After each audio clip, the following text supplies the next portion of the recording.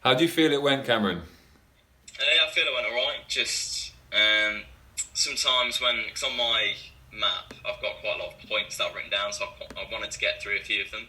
That's exactly how it works. You use the three beat mountain to map it out, and that just helps you organize. But how did that feel, Maria?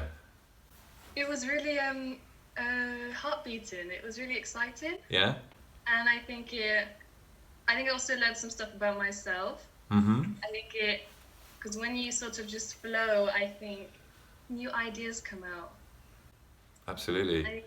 It's great to have it a live experience. It's completely different if you just did it into the mirror, for example. 100%. It's thrilling.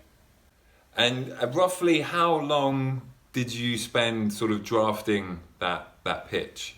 And when Ren was talking about vintage. Oh, from And I love vintage. vintage clothes. Nice, yeah. Yeah, yeah. So you basically wrote that in about 4 or 5 minutes? Yeah. Fantastic. I think what was excellent there was that you started super strong and you said, I'm a busy bee. And we've all heard that expression before, and then our brain is going, okay, how are you a busy bee? Prove to me that you're a busy bee. So that was a super good hook. And then talking about, and it had a logic. So it was, I'm a busy bee was your intro. Use this first experience. This is your first draft. If you keep working on this and getting into online social groups, getting into pitching groups and practicing, keep working on it, because I thought that you'd pitched this before, because the way that it was structured, the way that you delivered it, it was very confident. You didn't speak. You were very kind of clear. You articulated very nicely.